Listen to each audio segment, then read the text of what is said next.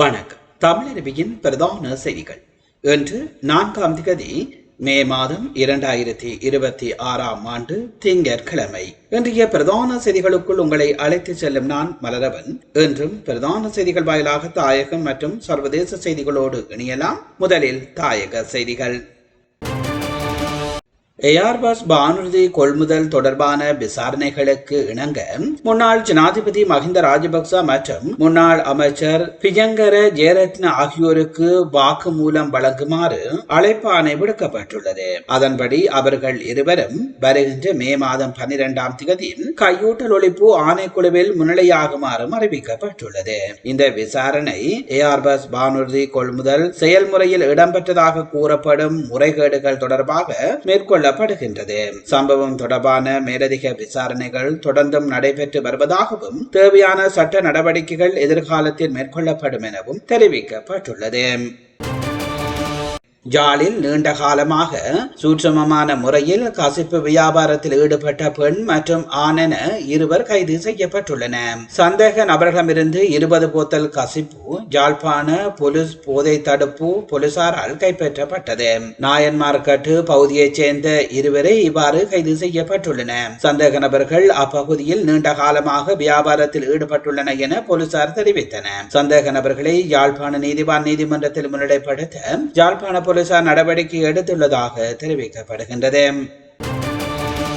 முன்னாள் அமைச்சர்கள் மற்றும் அரசியல் பிரமுகர்களுக்கு எதிரான நீதிமன்ற வழக்குகள் குறித்து அமைச்சர் விமல் ரத்நாயக்கா வெளியிட்ட கருத்துகள் நீதித்துறையின் சுயாதீனத்தில் அரசு மேற்கொள்ளும் நேரடி தலையீடு என்று ஐக்கிய மக்கள் சக்தியின் தேசிய அமைப்பாளர் திஸ் ரத்நாயக்கா தெரிவித்தார். வவுனியாவில் நடைபெற்ற கூட்டத்தில் உரையாற்றும் போதே விமல் ரத்நாயக்கா, விமல் வீரவன்ச, நாமல் ராஜபக்ச, சசீந்திர ராஜபக்ச, ஹெகலிய ரம்பகுவல, மெர்வின் சில்வா, பிரியங்க ஜெயவர்தன மற்றும் ரவி கருணாநாயக்கா உள்ளிட்டோரின் வழக்கு விசாரணைகள் வரும் மே, ஜூன் மற்றும் ஜூலை மாதங்களில் நடைபெற உள்ளன என்று குறிப்பிட்டிருந்தார். இவை வெறும் வழக்கு தினங்கள் மட்டுமல்ல, அவர்களின் கழுத்தில் உள்ள கயிறு இறுக்கமடையும் நாட்கள் என்பது அவர்களுக்கு தெரியும் என்றும் அவர் தெரிவித்திருந்தார். ஒரு அமைச்சராக இருந்து கொண்டு வழக்கின் தீர்ப்பை முன்கூட்டியே தீர்மானிக்கும் அதிகாரம் விமல ரத்நாயக்காவுக்கு கிடையாது என்றும் திச ரத்நாயக்கா சுட்டிக்காட்டினார். வழக்கு விசாரணைகள் நிலுவையில் உள்ள போது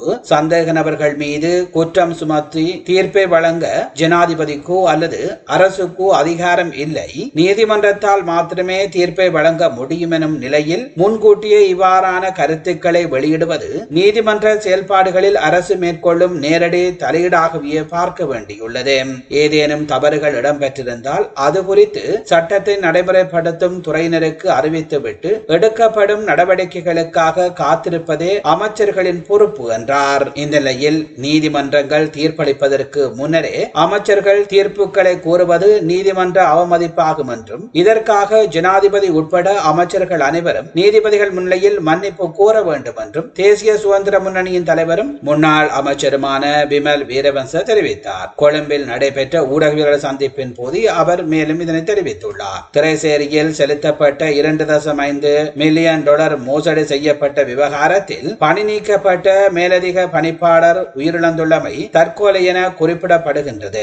அரசின் தவறான தீர்மானங்களினால் அரச உத்தியோகத்தர்களே பலியாகின்றார்கள். 2.5 மில்லியன் டாலர் மோசடி செய்யப்பட்ட விவகாரத்தில் மத்திய வங்கியின் ஆளுநர் நந்தலால் வீரசிங்கவையும் விசாரிக்க வேண்டும். அவருக்கு மாத்திரம் ஏன் சிறப்பு சலுகை வழங்கப்படுகின்றது? இந்த 2.5 மில்லியன் டாலர் மோசடி விவகாரத்தில் மத்திய வங்கியின் ஆளுநரையும் விசாரிக்க வேண்டும். அமைச்சர் விமல் ரத்நாயக்கா தன்னை சிறைக்கு அனுப்புவதாக கூறுகிறார். நீதிமன்ற விசாரணைகளுக்கு முன்னரே இவ்வாறான தீர்ப்பு கூறுவதற்கு அவர் ஒன்றும் நீதிபதி அல்ல. நீதிமன்றங்களை அவமதிக்கும் வகையில் செயல்படும் அரச தரப்பினர் நீதித்துறைக்கு முன்னால் மண்டியிட்டு மன்னிப்பு கேட்க வேண்டும் என்று தெரிவித்தார் விமல் வீரவன்ச. யாருடைய வழக்கை முதலில் விசாரிக்க வேண்டும் மற்றும் யாரை சிறைக்கு அனுப்ப வேண்டும் என்பதை தேசிய மக்கள் சக்தியின் பெலவத்த கட்சி அலுவலகமே தீர்மானிப்பதாக ஸ்ரீலங்கா பொதுஜன பெரமுனையின் நாடாளுமன்ற உறுப்பினர் நாமல் ராஜபக்ச தெரிவித்தார். கலனி விகாரையில் நடைபெற்ற விசேட பூசை வழிபாடுகளின் பின்னர் ஊடகங்களுக்கு கருத்து தெரிவித்த அவர் இதனை தெரிவித்தார். மேதின கூட்டங்களில் தொழிலாளர் உரிமைகள் பற்றி பேசுவதற்கு பதிலாக அரசியல் எதிரிகளை சிறைக்கு அனுப்புவது குறித்து ஜனாதிபதியும் ஆளும் ஈரானும் தரப்பினரும் பேசினார்கள். இவ்வாறான அச்சுறுத்தல்களுக்கு நாம் ஒருபோதும் அஞ்சப் போவதில்லை. தேசிய மக்கள் சக்தி வழங்கிய வாக்குறுதிகள் போலியானவை என்பதை மக்கள் உணர்ந்துள்ளதால் அரசு தற்பொழுது அடக்குமுறையை கையாண்டு வருகின்றது. 323 கோள்களின் விடுவிப்பு குறித்து முறைப்பாடு அளித்த டான் பிரசாந்த் மர்மமான முறையில் கொல்லப்பட்டுள்ளார். $2.5 மில்லியன் மோசடி விவகாரத்தில் சிறைச்சாலையின் முன்னாள் உதவி பணிப்பாளர் உயிரிழந்துள்ளமை சந்தேகத்துக்குரியது. அரசின் ஊழல் மோசடிகளை நாம் தொடர்ச்சியாக வெளிப்படுத்துவோம் என்று தெரிவித்தார் நாமல் ராஜபக்ச. காலி சிறைச்சாலை வளாகத்தில் துப்பாக்கிச் சூட்டு சம்பவம் ஒன்று பதிவாகியுள்ளதாக காவல்துறையின் ஊடக பிரிவு தெரிவித்துள்ளது. சிறைச்சாலையில் இருந்து 2 கைதிகள் தப்பிச் செல்ல முயன்ற போது சிறைச்சாலை அதிகாரிகள் துப்பாக்கிச் சூடு நடத்தியுள்ளதாக தெரிவிக்கப்பட்டுள்ளது. இந்த சம்பவத்தில் காயமடைந்த கைதிகளில் ஒருவர் சிகிச்சைக்காக காலி மருத்துவமனையில் அனுமதிக்கப்பட்டுள்ளார். தப்பிச் செல்ல முயன்ற 2 கைதிகளின் முயற்சியை முறியடிக்கும் நோக்கிலேயே இந்த துப்பாக்கிச் சூடு நடத்தப்பட்டதாகவும் காவல்துறையின் ஊடக பிரிவு தெரிவித்துள்ளமை இங்கே குறிப்பிடத்தக்கது. நீங்கள் பார்த்துக் கொண்டிருப்பது தமிழருவியின் பிரதான செய்திகள் வாயிலாக தாயக செய்திகள். இனி தொடர்ந்து இடம்பெறுபவை சர்வதேச செய்திகள். தமிழகத்தில் 234 சட்டமன்ற தொகுதிகளுக்கு கடந்த 23ஆம் தேதி ஒரே கட்டமாக வாக்குப்பதிவு நடந்து முடிந்துள்ள நிலையில் இன்றைய தினம் வாக்கு எண்ணிக்கை நடைபெறவிருக்கின்றது.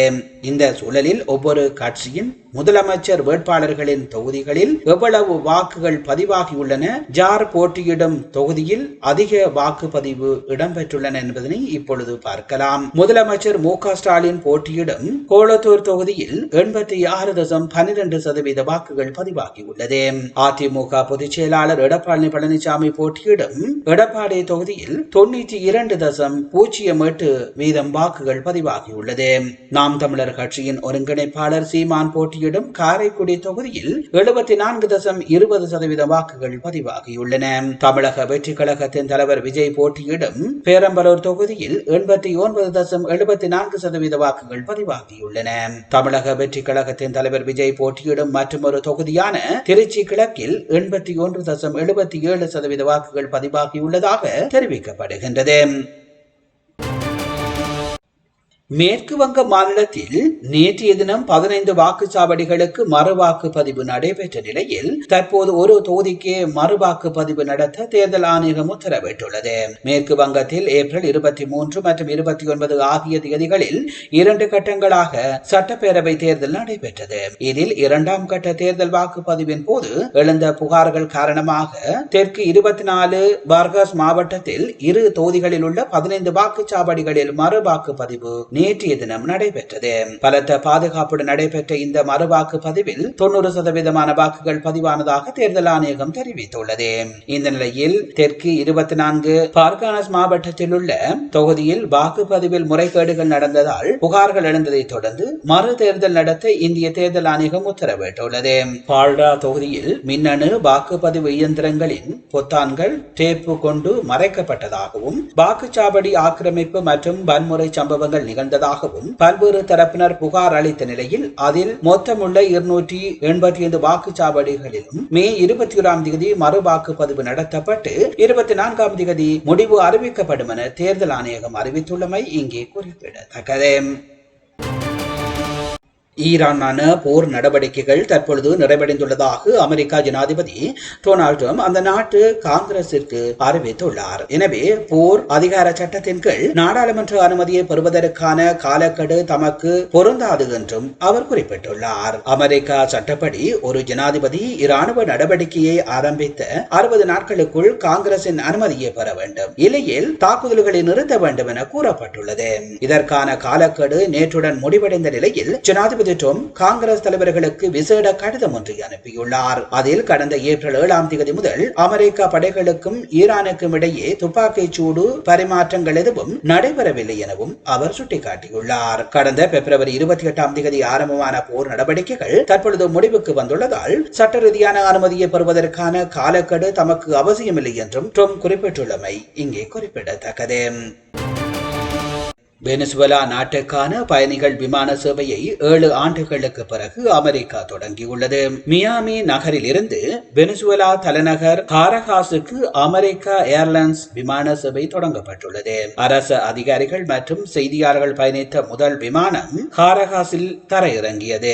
குறித்த விமானம் மூலம் தினசரி விமான சேவை தொடங்கப்பட்டுள்ள நிலையில் வரும் 21ஆம் தேதி முதல் 2வது தினசரி விமான சேவை தொடங்கப்படும் எனவும் அறிவிக்கப்பட்டுள்ளது. அமெரிக்காவின் இந்த நடவடிக்கைக்கு வெனிசுவேலா போக்குவரத்து அமைச்சு வரவேற்பு தெரிவித்துள்ளமை இங்கே குறிப்பிடத்தக்கது. நீங்கள் பார்த்துக் கொண்டிருக்கும் தமிழருவியின் பிரதான செய்திகள் வாயிலாக தாயகம் மற்றும் சர்வதேச செய்திகள். தாயகம் மற்றும் சர்வதேச செய்திகள் இத்துடன் நிறைவு பெறுகின்றன. மேலும் விரிவான செய்திகளை அறிய தொடர்ந்தும் தமிழருவியில் இணைந்திருங்கள். தமிழகத்தினுடைய தேர்தல் முடிவுகள் வருகின்ற பொழுது அவற்றையும் உங்களுக்காக உடனுக்குடன் எடுத்து வருகின்றோம். தொடர்ந்தும் தமிழருவியில் இணைந்திருங்கள். உங்கள் உறவுகள் நண்பர்களுக்கும் நமது சேனலை தெரியப்படுத்தி அவர்களையும் இணைத்துக் கொள்ளுமாறு அன்பாக கேட்டுக்கொள்வதோடு மீண்டும் இன்னும் ஒரு செய்தியினூடாக உங்களை சந்திக்கின்றேன். அதுவரையில் நன்றி, வணக்கம்.